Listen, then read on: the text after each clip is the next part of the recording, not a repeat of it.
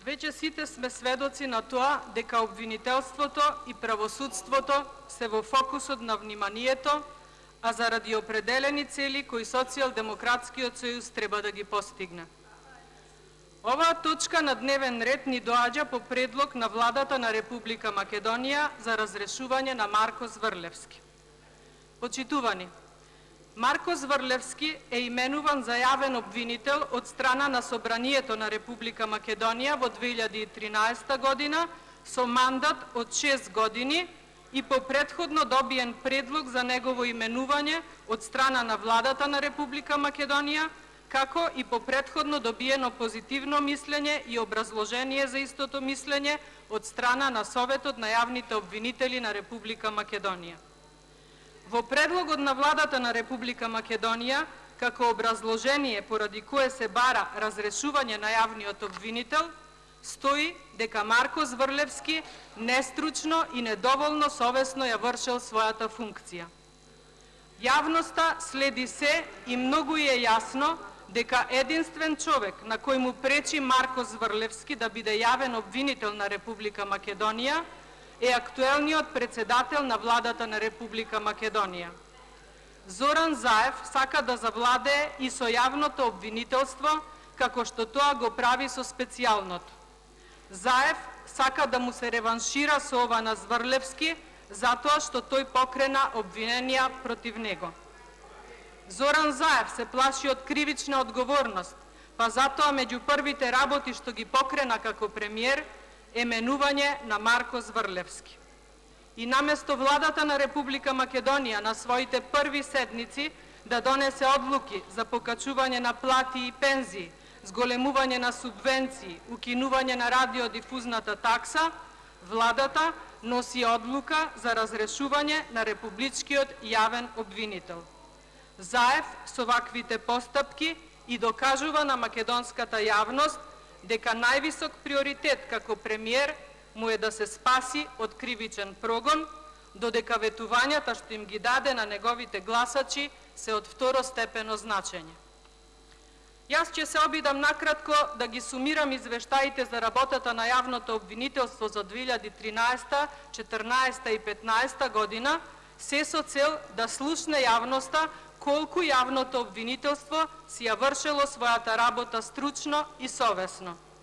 Основните јавни обвинителства во текот на 2013 година постапувале по новопримерни кривични пријави против купно 43.335 сторители на кривични дела, од кои против 20.504 полнолетни, против 1.540 малолетни и против 21.291 непознати сторители на кривични дела.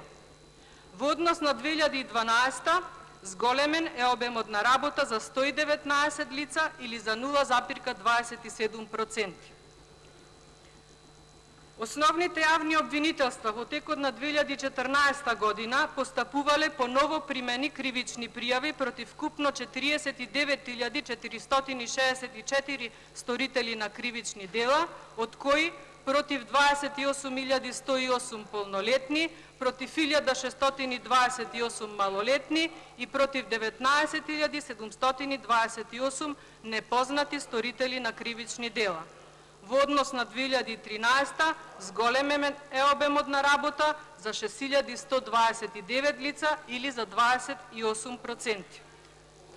Основните јавни обвинителства во текот на 2015 година постапувале по новопримени кривични пријави против купно 31.486 сторители на кривични дела, од кои против 21.068 полнолетни, против 1.358 деца и против 9.060 непознати сторители на кривични дела. Основното јавно обвинителство за гонење на организиран криминал и корупција во текот на 2015 година постапувало по новопримени кривични пријави против купно 525 сторители полнолетни и 2 деца. Значајно е да се истакне и новиот начин на работа на јавните обвинителства, кој беше имплементиран во текот на 2015 година, а кој е резултат на новините на Законот за кривична постапка. Согласно новиот закон за кривична постапка, јавниот обвинител раководи со предистражната постапка, односно за секој настан правосудната полиција мора да го извести јавниот обвинител, кој потоа дава насоки и наредби за постапување. Со ова се обезбеди поголема ефикасност во работењето на јавниот обвинител, па така намалувањето на бројката на пријави против непознати сторители од 54,1% во споредба со претходната година е резултат на различниот пристап на обработка на пријавите. Во прилог на стручното и совесно работење на јавниот обвинител Марко Зврлевски би ги напоменала и следниве случаи. Јули 2008 година, случајот Бродец. Ова беше еден од најголемите предизвици на јавното обвинителство, каде беше осудена 17 члена терористичка група на територијата на Република Македонија. Јули 2008, случајот Глобал. Зоран Заев, тогашниот актуелен опозицијски лидер, заврши во притвор за криминал тежок над 8 милиони евра. Аболицијата на Заев, со која практично се прекина гонењето, беше подпишана од Бранко Црвенковски на 3 август 2008 година и истата трае до денес.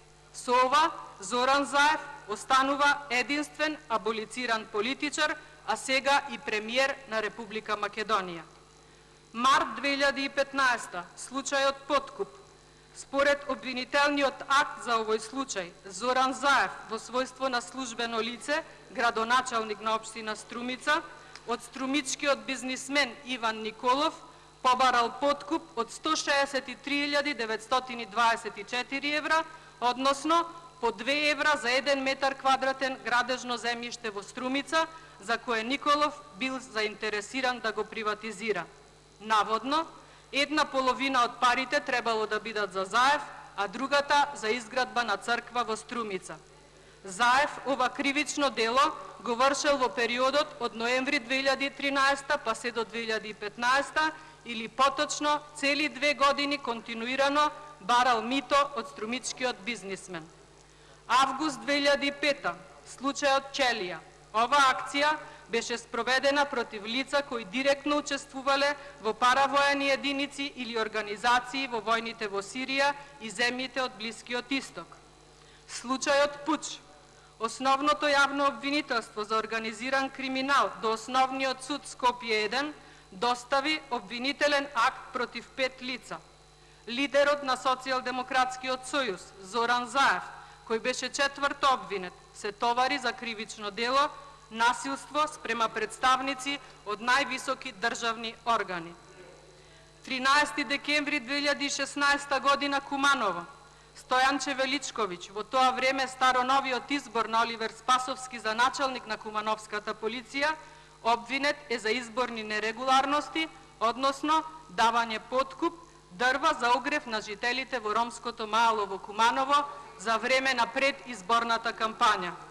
Март 2017, злоупотреба на финансиска положба и овластување во општина Струмица.